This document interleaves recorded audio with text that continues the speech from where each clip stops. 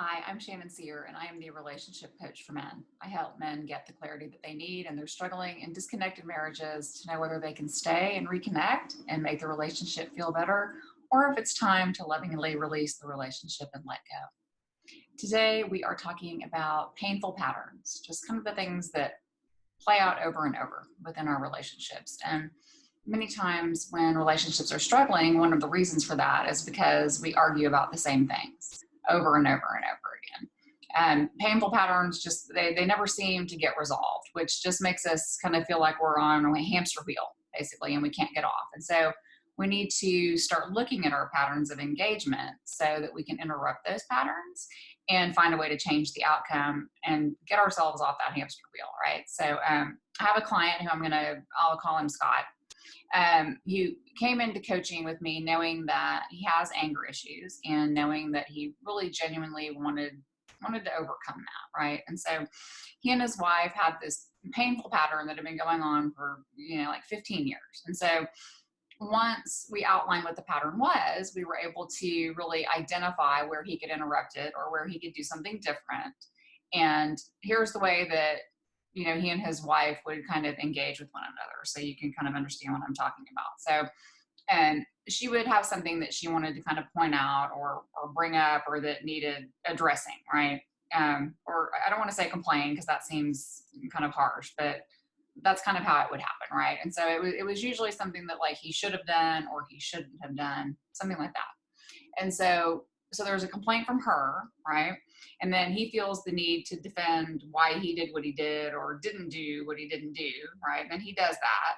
And then she doesn't let go of that and kind of keeps after it and then really starts defending her position more on why she thinks he should have done whatever it was differently, right? And then that just kind of makes him angry and he starts yelling and getting upset. And as soon as he elevates to that place of anger and yelling, then she just can't engage anymore and shuts down, right?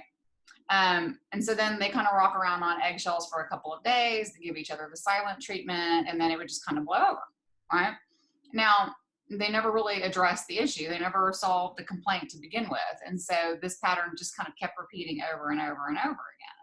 Just that chain of pain kept repeating itself. And I call it that chain of pain because every time we do that pattern again and again and nothing ever gets resolved, it just kind of chips away at us over time. And so right at that place where he gets angry is where he can change that pattern on his side, right?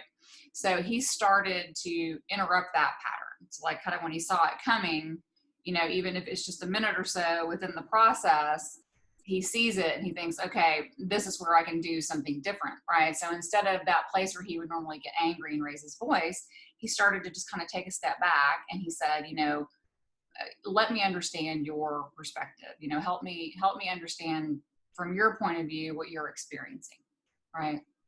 And then he just started listening, right?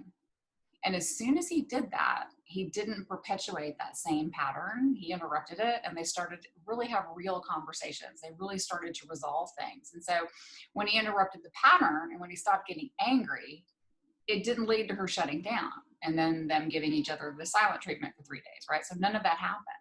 So as soon as he stepped back and wanted to understand, that's when things began to change. So what I really want you to do is to think about those patterns of engagement or maybe something that goes on with inside your relationship. And I want you to get out a piece of paper and really map out you and your spouse's pattern of engagement. So, what happens first? What does your partner, how does your partner react to what's happened? How do you react to their reaction? And then what happens, right? Once you do that, you can really find that place where you can interrupt the pattern. So, forget about your spouse interrupting the pattern. You have to really take responsibility for what you can control and what you can change. And the only part of that you can control and that you can change is on your side, right? So find one place inside that pattern where you can choose to do it differently and just watch and see what happens, right? We all have these patterns of engagement. And if you're struggling in your marriage, I can promise you that there's some pattern and it's always circular, right? Otherwise it would get resolved and you wouldn't see it show up over and over and over again. All right, so I hope this was helpful for you. If you liked what you heard, please give the video a like and subscribe to my channel. I come out with new information every week. If you'd like to find out how you can identify your patterns and how to create change in your relationship, I invite you to schedule a complimentary exploratory session with me. All my best.